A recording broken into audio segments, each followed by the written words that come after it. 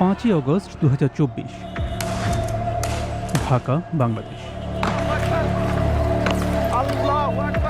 গুলিবর্ষণের মুখে পালাচ্ছেন বিক্ষোভকারীরা। গুলি করতেছে, বাট এখন আর ভয় পাওয়ার সময় নেই। কিন্তু একজন ঘটনার ভিডিও ধারণ করে চলেছেন।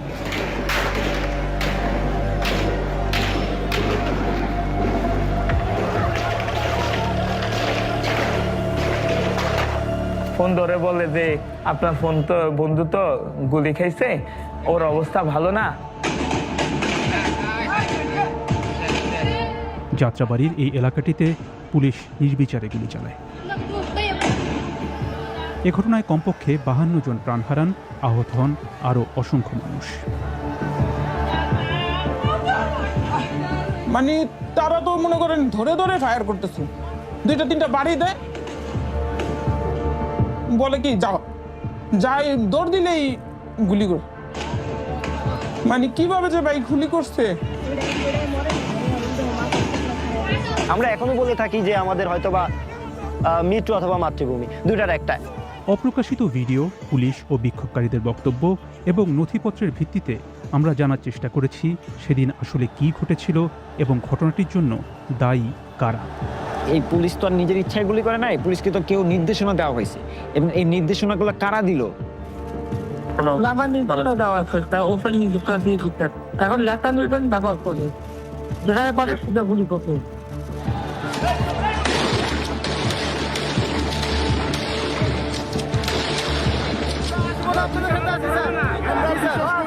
সেনাবাহিনীর ভূমিকা কেমন ছিল সেটাও আমরা দেখার চেষ্টা করেছি।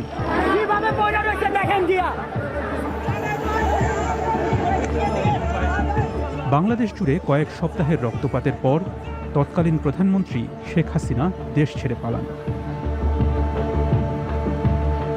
সরকার চাচ্ছিল যে আন্দোলন যেভাবেই হোক দমন করার জন্য। বিচার করো,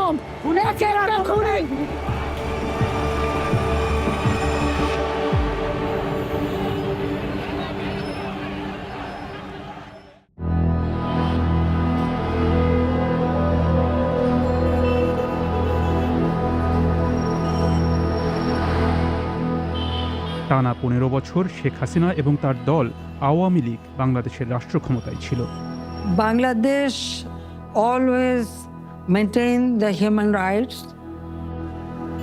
To me, human rights means their security, their right to food, right to vote, right to live, everything we maintain. হাসিনার দীর্ঘ এই শাসনামল ক্রমেই দুর্নীতিগ্রস্ত এবং কর্তৃত্ববাদী হয়ে ওঠে।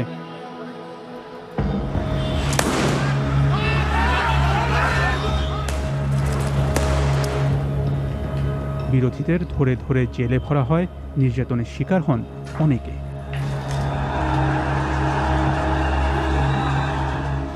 সরকারি চাকরিতে কোটা ব্যবস্থা ফেরানোর প্রতিবাদে 2024 সালের জুলাই মাসে গোটা দেশে বিক্ষোভের আগুন জ্বলে ওঠে।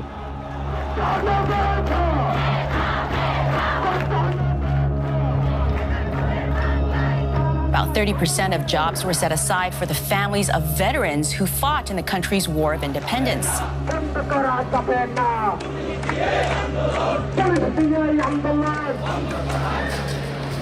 রাসেল মাহমুদের মতো শিক্ষার্থীরাই আন্দোলনটির সমন্বয় করেন।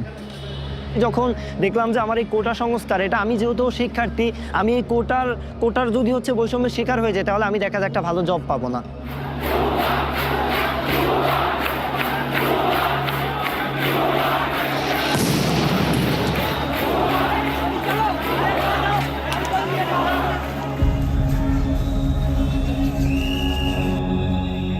ষোলোই জুলাইয়ের একটি ঘটনার পর বিক্ষোভটি ক্রমে গণ অভ্যুত্থানে রূপ নেয়।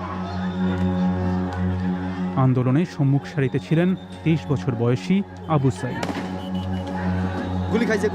একা একজন শিক্ষার্থীর বিপরীতে একদল সশস্ত্র পুলিশ। একের পর এক শটগানের গুলি তার শরীরে আঘাত হানে।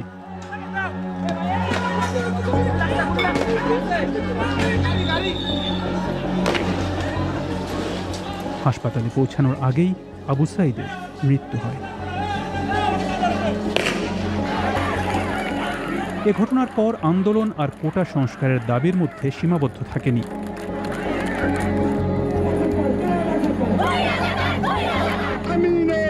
আমাদের ছাত্র এবং জনতার অভ্যুত্থান নামে যখন আমরা ঘোষণা দিই, তখন জনতাও আমাদের সাথে এসেছে।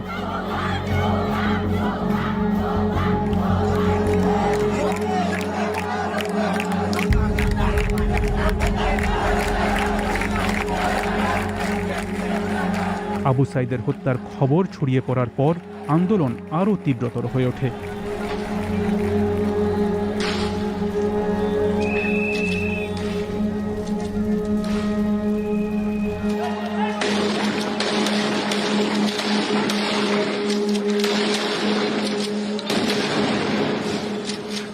সেদিন সন্ধ্যায় জাতির উদ্দেশ্যে ভাষণ দেন প্রধানমন্ত্রী শেখ হাসিনা।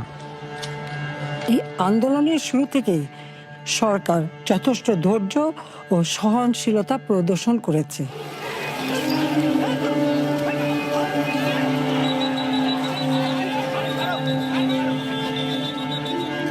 বরং আন্দোলনকারীদের নিরাপত্তা নিশ্চিত করার ক্ষেত্রে পুলিশ সহযোগিতা করে।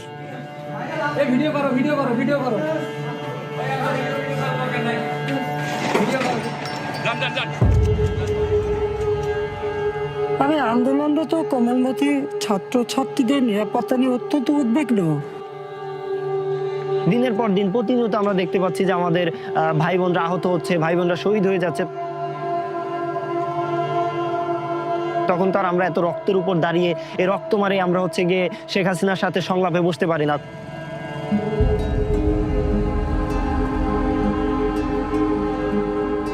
শেখ হাসিনার ভাষণের পরদিন দেশটির যোগাযোগ ব্যবস্থা রীতিমতো ভেঙে পড়ে। সরকারের নির্দেশে বন্ধ করা হয় ইন্টারনেট।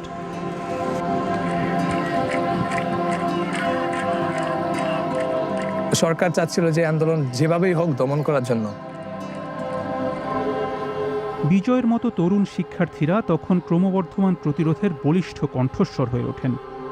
আমাদের ফার্স্টে প্ল্যান ছিল আপনার যখন ইন্টারনেট শেষ হয়ে যায় সবাইকে আবার একত্রিত করার, কারণ গণহারে গ্রেপ্তার চলছিল, কোথায় কে ছিল আমরা কারোই খোঁজ পাচ্ছিলাম না।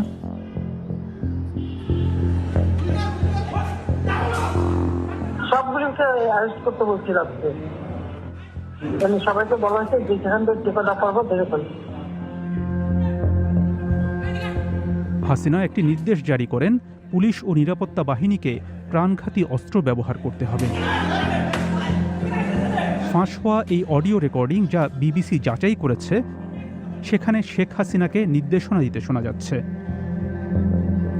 আমার নির্দেশনা দেওয়া আছে, ওপেন নির্দেশনা দিয়ে দিচ্ছে। এখন লেখা লিখবেন, ব্যবহার করবে, যেখানে পারে সেটা গুলি করবে।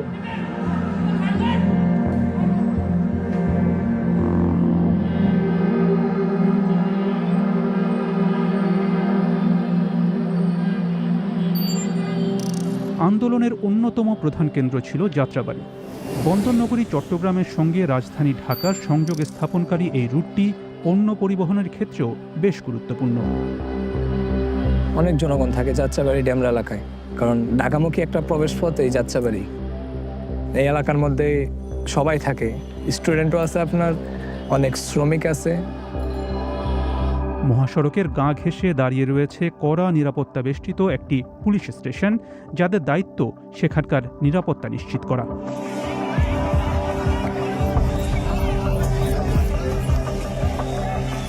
বিক্ষোভকারীরা বারবার মহাসড়কটি অবরোধের চেষ্টা করলে পুলিশের সঙ্গে তীব্র সংঘর্ষ শুরু হয়। বাংলাদেশের মানুষ তো স্বাধীন, তারা কথা বলতেই পারে। এখন যদি ওনাদের কথা বলার সেই স্বাধীনতা হারায় ফেলে, তখন জনগণ তো এমনি ক্ষিপ্ত থাকে। সরকার দেশব্যাপী কারফিউ জারি করে। যারা এই আইন ভেঙেছে তাদেরকে নির্মম পরিণতি ভোগ করতে হয়েছে। যাত্রাবাড়ী থানার সে সময়ের কিছু নথিপত্র বিবিসি আইয়ের হাতে এসেছে, যেখানে দেখা যাচ্ছে বিক্ষোভ দমনে পুলিশ তাজা গুলি এবং সামরিক মানের রাইফেল ব্যবহার করেছে।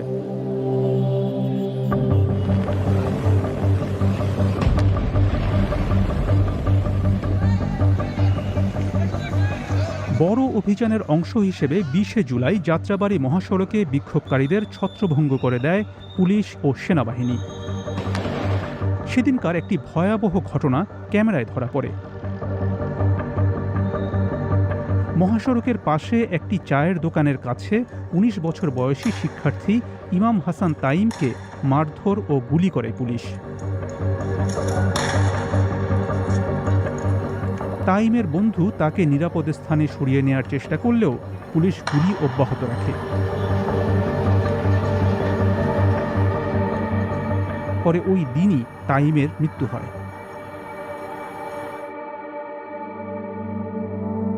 যাত্রাবাড়ী থানার নথিপত্র থেকে সেদিনের পুলিশি সহিংসতা সম্পর্কে জানা যায়। সেদিন পুলিশ প্রায় 2444 রাউন্ড তাজা গুলি ছুড়েছিল। এর মধ্যে 695 রাউন্ড গুলি ছোড়া হয় অ্যাসল্ট রাইফেল থেকে। সেই সঙ্গে অন্তত 210টি কাঁদানে গ্যাসের শেল নিক্ষেপ করা হয়। আন্দোলনকারীদের উপরে হামলাটা তো এই যাত্রাবাড়ী থানা থেকে কন্ট্রোল হয়েছে। এই কারণে সম্ভবত আন্দোলনের থেকে মানুষের ক্ষোভটা আসলে বেড়ে গেল। বিক্ষোভকারীদের মধ্যে যাত্রাবাড়ির দুই বন্ধু শাওন এবং মিরাজও ছিলেন। মিরাজ ভাবতো যে একটা পরিবর্তন দরকার, যে সমস্যাগুলোর মধ্যে আমাদের পুরো বাংলাদেশ জর্জরিত ছিল, এখান থেকে একটা পরিবর্তন দরকার। বিশেষ করে আমাদের বৈষম্য, যে চাকরির ক্ষেত্রে সবাই অনেকেই আমাদের দেশে বেকার। এবং কোনো অন্যায় বিরোধ দেখলে ওইখানে প্রতিবাদ করতেন এবং স্বৈরাচারী যখন ভাবে দেশটা চলতেছেন এটার বিরুদ্ধে সে কথা বলতেন। ওর সাথে আমার সাথে এলাকায় সবসময় উঠা বসা দেখা। ওর মধ্যে যে বিষয়টা ছিল যে সবাই একসাথ করে রাখা, একটা অভিভাবকের মতো। এই কারণে আমাদের বন্ধুত্ব এতদিন এত গভীর। আমরা ফ্যামিলিগতভাবে সবাই attached.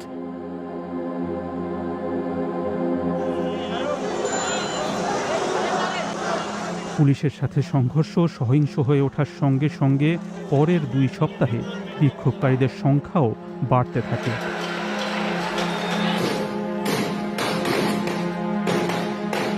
Close to 100 people have been killed as violent anti-government protests continue to rock Bangladesh. More than 150 people have been killed there in a week of violence.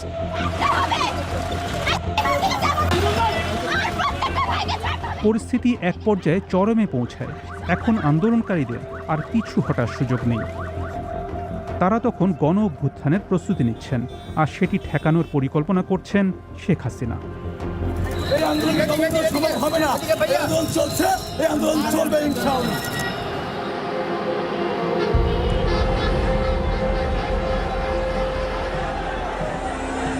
সরকার যখন গোপনে পরিকল্পনা করছে, বিক্ষোভকারীরা তখন যাত্রাবাড়ী থানার বাইরে একত্রিত হতে শুরু করেন।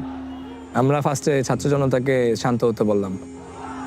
বিজয় সহ অন্য আন্দোলনকারীরা অস্ত্র প্রত্যাহারের জন্য পুলিশের প্রতি আহ্বান জানান এবং পুলিশ বাহিনীকে বললাম, ভাই আপনারা এতদিন যাই করছেন, অনেক ভুল কাজ করছেন, মানুষকে হত্যা করছেন, আমাদের ভাইকে মারছেন, আমরা এগুলো সব ভেবে সব দেখে মাফ করে দিছি আপনাদেরকে। আমরা চাই আপনারা আমাদের সাথে যোগদান করেন। জবাবে পুলিশ সহিংসতা অব্যাহত রাখে।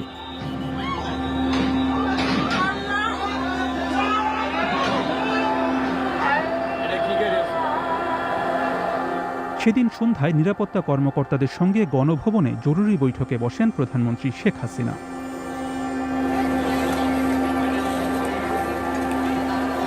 ঢাকার রাস্তায় তখন হাজার হাজার বিক্ষোভকারী। খবর ছড়িয়ে পড়ে 5ই আগস্টের মার্চ ফর ঢাকা কর্মসূচিতে যোগ দিতে আরও অসংখ্য মানুষ ঢাকা আসছেন। আন্দোলনকারীরা যেন ঢাকায় ঢুকতে না পারেন সেজন্য সবগুলো প্রবেশমুখ বন্ধ করার পরিকল্পনা করে সেনাবাহিনী এবং বিজিবি। যে কোনো উপায়ে পদযাত্রা বন্ধ করার নির্দেশ দেওয়া হয় পুলিশকে।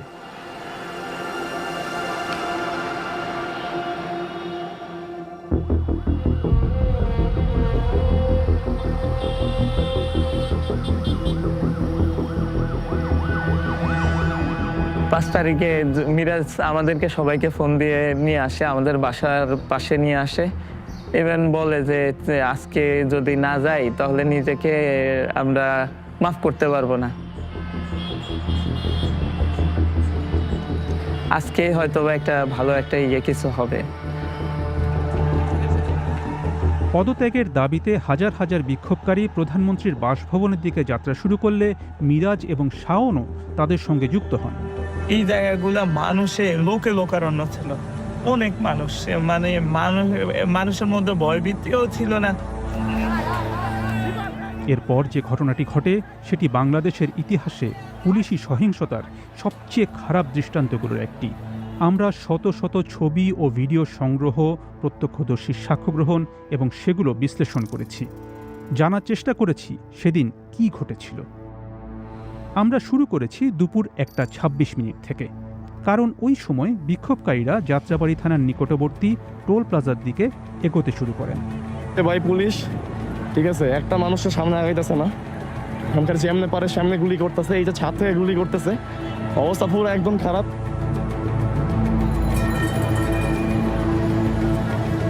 অনেকে আবার অনেকের বাড়ি থেকে তাকে আছে যে আন্দোলনটা দেখতেছিল, তাদেরকেও বললো যে বাসার ভিতরে চলে যাইতে। ছাত্ররা আন্দোলন করতেছে এখানে, বাট আন্দোলন করতেছে আমরা এখানে বসাই দেখতেছি। পাশের একটি ভবনের বাসিন্দা এই নারী জানালায় দাঁড়িয়ে পরের ঘটনাগুলো সচক্ষে দেখেন। নাম প্রকাশ না করার শর্তে তিনি আমাদের সঙ্গে কথা বলতে রাজি হন। অনেক গ্যাঞ্জাম হয়েছিল, মানে অনেক লক্ষ লক্ষ মানুষ এখানে।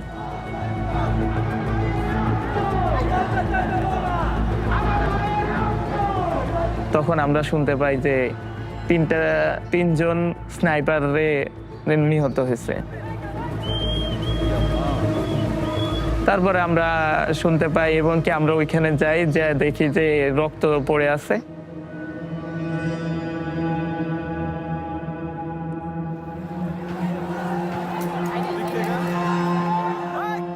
তখন সবার মধ্যে একটা ভীতি কাজ করে।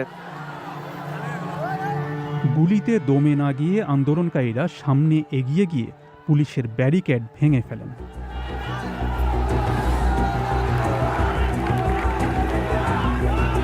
পুলিশ যারা দাঁড়ায় ছিল ওরা থানার দিকে চলে যায়। অনেক মানুষ বিজয় উল্লাস করতেছিল। মিরাজ তার ফোনে সেই মুহূর্তের একটি ভিডিও ধারণ করেন। সেখানে শাওনের সঙ্গে তাকেও ওই বিক্ষোভে দেখা যায়, যদিও তারা তখন মিছিলের অগ্রভাগ থেকে বেশ পেছনে। বিক্ষোভকারীরা এক পর্যায়ে যাত্রাবাড়ি থানার আরও কাছে পৌঁছে গেলে পুলিশ গুলি শুরু করে। এটা হচ্ছে যাত্রাবাড়ি হাইওয়ে, পুলিশ ইচ্ছা মতো গুলি করতেছে, যে দেখতেই পাচ্ছেন, এই যে স্নাইপারের আওয়াজ, ঠিক আছে।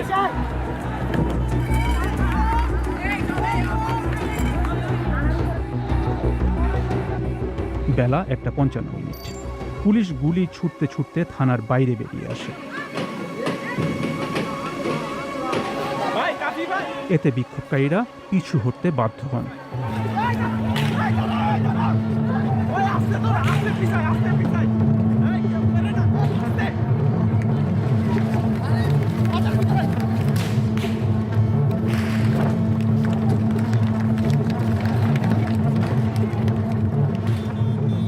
এরপর সেনা সদস্যরা ঘটনাস্থলে হাজির হন। তারা পুলিশ ও আন্দোলনকারীদের মাঝখানে অবস্থান নেন। আশেপাশ থেকে খবর আসতে থাকে যে শেখ হাসিনা পদত্যাগ করবে, আর আর্মির প্রধান উনি হয়তো ভাষণ দিবে। সবাই যাত্রাবাড়ি থানার দিকে আগানোর চেষ্টা করে। মানুষের মধ্যে একটা ভয় চলে যায় যে শেখ হাসিনা চলে যাইতেছে।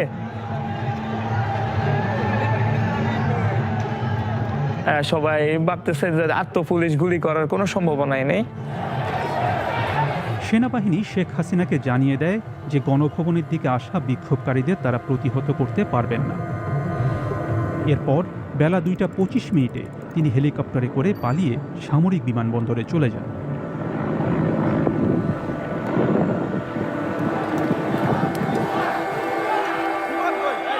এখান দিয়ে বিজয় উৎসব শুরু হয়ে যায়।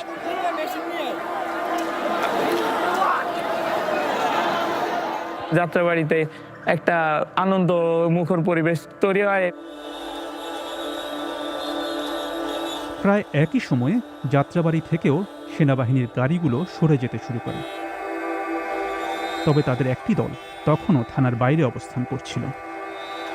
থানার দিকে আসার পরে আমাদের ওই আপনার থানার সামনে আর 2 রাস্তার ডিভাইডার আছে। মিরাজ এবং শাওন থানার সামনের রোড ডিভাইডারটির দিকে এগিয়ে যান।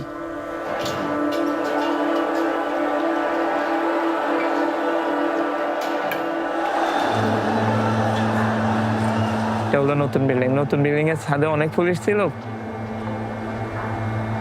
তখন মিরাজ তার ফোন বের করে ভিডিওটা করতেছিল। সামনে গেটের সামনে আর্মিরা দাঁড়ায় ছিল, অনেক আর্মি ছিল, গেটের পুরাটা গেট ব্লক করে দাঁড়ায় ছিল।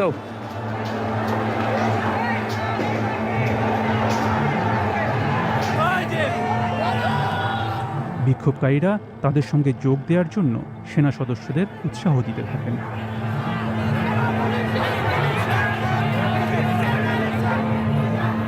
পুলিশরা ওখানে দাঁড়ানো ছিল, ওনাদের মধ্যে মানে আমি দেখতে পাই যে অস্থিরতা কাজ করতেছে। তো আমরা এইভাবে দাঁড়ায় দেখতেছিলাম। তো খুব সম্ভবত এখান থেকে একটা গাড়ির কোনো সিলিন্ডার বা কোনো টায়ার ব্লাস্ট হয়। আমি তো উঠে দিছি দৌড়। কিন্তু মিরাজ সেখানেই দাঁড়িয়ে থেকে ভিডিও ধারণ চালিয়ে যান। তার ধারণকৃত ভিডিওতেই সেনা সদস্যদের থানা প্রাঙ্গণ ত্যাগ করতে দেখা যায়। আর্মিরা হয়তো ভিতর থেকে কল ছিল কিনা যে তোমরা সরে যাও, ওরা একটা কিছু করবে, এরকম হতে পারে। ওরা আপনি দেখবেন যে ওরা দৌড়ে চলে গেছে। সেনা সদস্যরা চলে যাওয়ার কয়েক সেকেন্ডের মধ্যে বেলা 2:43 পুলিশ আবারও গুলি শুরু করে।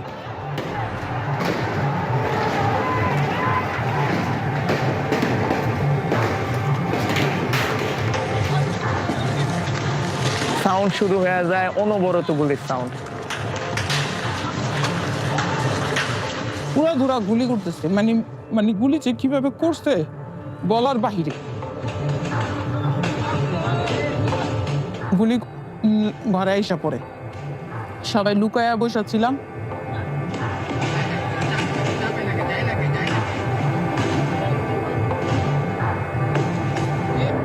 মানে তারা তো মনে করেন ধরে ধরে ফায়ার করতেছে, 2-3টা বাড়ি দেয়,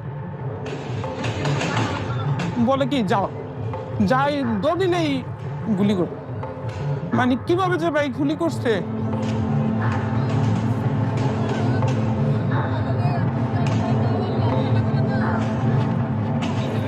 এমন পরিস্থিতির মধ্যে শাওন এবং মিরাজ আলাদা হয়ে যায়। লুকায় থাকে, মিরাজে অনেকবার ফোন দিতে থাকি।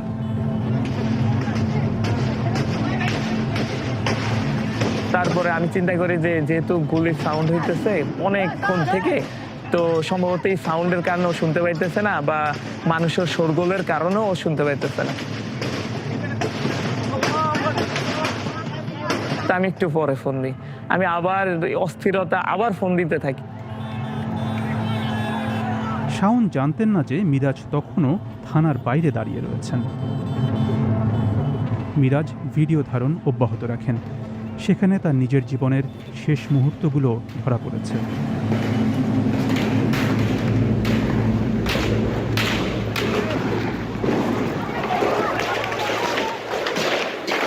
একজন ধরে ওর ফোন ধরে বলে যে আপনার ফোন তো বন্ধু তো গুলি খাইছে, ওর অবস্থা ভালো না। যাওয়ার সাথে সাথে আমি দেখতে পাই যে কয়েকটা স্তূপের মধ্যে আমার বন্ধু পড়ে আছে। তো আমি দেখে আর নিজেকে রাখতে পারি না, আমি নিজের কন্ট্রোল হারায় ফেলাই যে একটা বন্ধু আমার সাথে ছিল এতক্ষণ মারা গেছে। ওরে আমি নিয়ে আসি, ওরে একটা যারা লাশের যে মানে অনেকগুলা লাশ থাকে, সারি সারি লাশ, ওই লাশের মাঝখানে আনে ওনারাই রাখে, আমি তো আর ধরতে পারি নাই। তারপরে ওনারা ওইখানে বাইরে নিয়ে আসা রাখে, আর আমাদের একটা ডেথ সার্টিফিকেট দিয়ে দেয়। ডেথ সার্টিফিকেট দিয়ে দিলে আমার বন্ধু বান্ধব ওর আত্মীয় স্বজন সবাই ফোন দিতে থাকে, তো ওর সবাই কান্নাকাটি করতে থাকে অস্থির, এর মধ্যে আমি একা।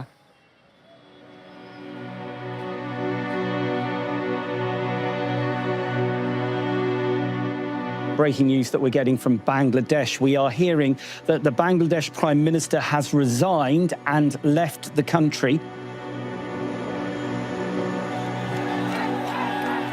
15 বছর পর শেখ হাসিনার পতন বাংলাদেশের জনগণের জন্য একটি যুগান্তকারী ঘটনা। কিন্তু যাত্রাবাড়িতে তখনও ভয়াবহতার শেষ হয়নি। আধা ঘন্টারও বেশি সময় ধরে পুলিশকে একাধারে গুলি চালিয়ে যেতে দেখা যায়।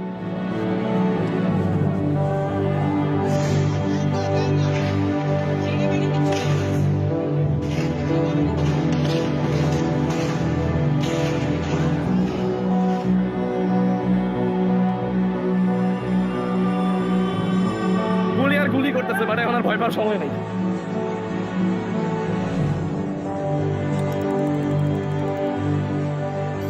বিকেল 3:27 পুলিশের একটি বড় দল অস্থায়ী সেনা ব্যারাকে ঢোকে। অনেকে সাধারণ পোশাকে থানা ছেড়ে পালান, তবে বেশ কজন ভেতরে আটকাও পড়েন। আন্দোলনকারীরা এক পর্যায়ে থানায় ঢুকে আগুন দেন। এ ঘটনায় পুলিশের অন্তত 6 সদস্য নিহত হন। সেদিন আটকে পড়া 2 পুলিশ সদস্যের সঙ্গে আমরা কথা বলেছি, তবে ভয়ে তারা নিজেদের নাম পরিচয় প্রকাশ করতে চাননি। যখনই আর্মি চলে গেছে তখনই বুঝছি এখানে আর বাঁচার আর সুযোগ নেই। হ্যাঁ, আমরা বলছিলাম যে সাহায্য পাঠান, নাহলে বাঁচা সম্ভব না, কিন্তু কোনো সাহায্য আসেনি।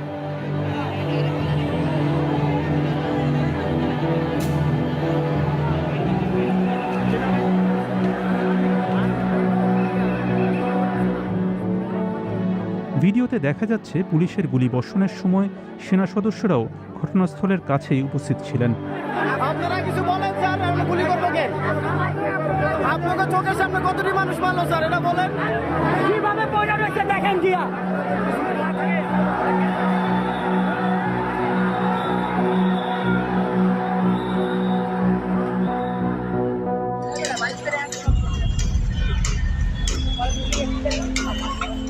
পরের দিন থানার ক্ষয়ক্ষতির মাত্রা বোঝা যায়।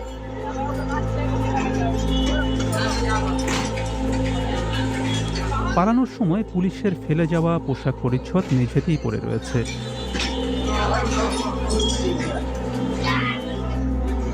বিক্ষোভকারীদের লক্ষ্য করে শটগানে যেসব গুলি ছোড়া হয়েছিল সেগুলোর খোসা ছড়িয়ে ছিটিয়ে রয়েছে ছাদে।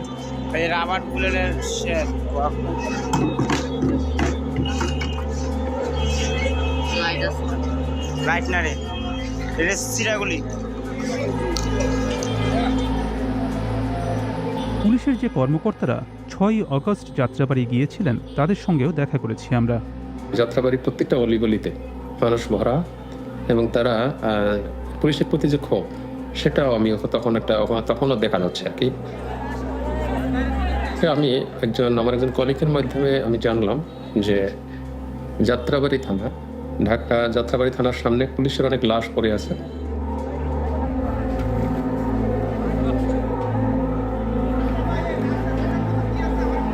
আমার কাজ ছিল যে এটা ফ্যামিলির কাছে হস্তান্তর করা।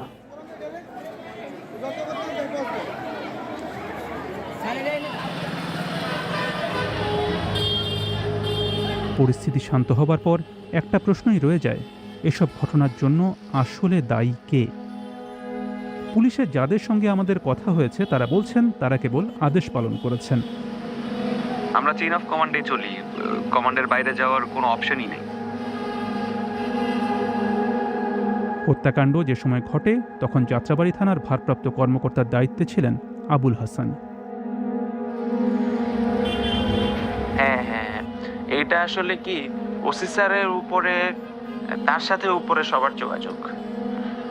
এখন উনি ওই মুহূর্ত পর্যন্ত তো উনি আমাদের অভিভাবক, বুঝতে পেরেছেন?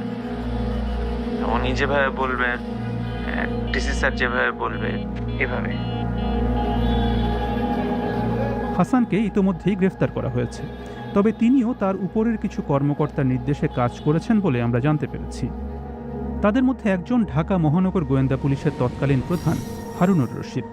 জুলাই মাসে তাকে সশরীরে যাত্রাবাড়ি গিয়ে কর্মকর্তাদের নির্দেশনা দিতেও দেখা গেছে।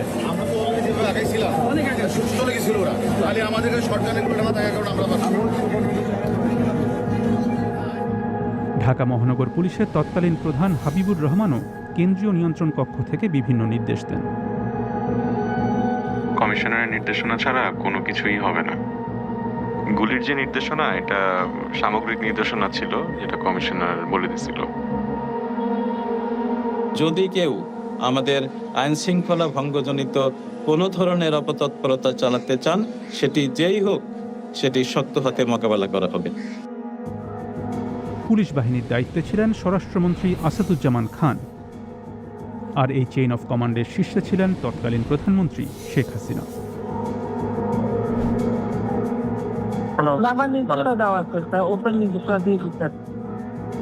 এখন লেটার লিবেন ব্যবহার করবে, যেখানে পারে সেটা গুলি করবে।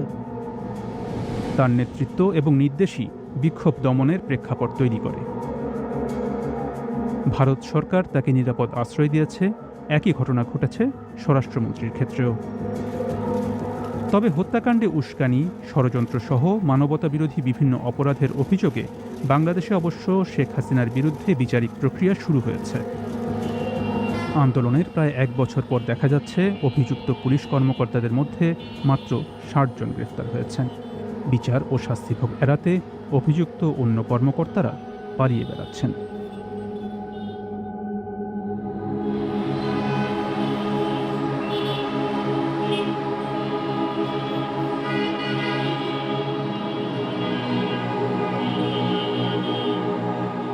গুলি যাতাটা গুলি খেয়েছে, বুলেট নিশ্চয়ই না। হ্যাঁ, ছাত্র আন্দোলনে যখন সারা বাংলাদেশের মানুষের বাইরে দিচ্ছে, ও ওইটা ওদের সামনে ছিল, প্রতিবাদ করতে যা দেশের জন্য পতাকাটা ছিল মাথায়।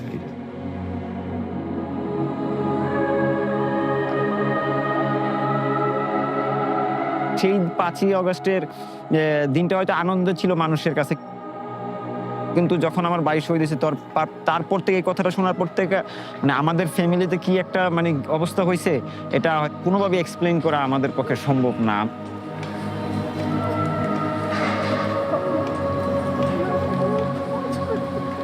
এতটুকু মানে সান্ত্বনা নিয়ে আর কি বর্তমানে আমরা বেঁচে আছি, যে আমার ভাইয়ের রক্তের বিনিময়ে যদি এই দেশটা আবার নতুন করে শুরু করতে পারে, নতুন করে মানে স্বৈরাচার মুক্ত দেশ গঠন করতে পারে।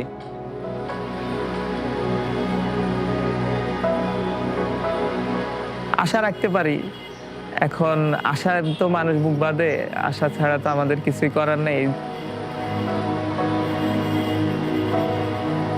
বাংলাদেশে যেন এরকম কখনোই না হয়, কারণ একটা মানুষ ক্ষমতার জন্য যদি এত মানুষ যেন প্রাণ না হারায়, ও ন্যায় বিচারটা পাক, এটাই আমি চাই। আর এখন ওই ঘটনা মনে পড়লে নিজের চোখে পানি আসে যে কতগুলা ভাই মারা গেছে। এখন আমরা আরেকবার স্বাধীন করছি দেশটা, তো আমার নিজের ওই ভয়টা আর নেই। আগে যে একটু ভয় ছিল, ওই ভয়টা এখন আর নেই। এখন একটু সাহসী হয়ে গেছে।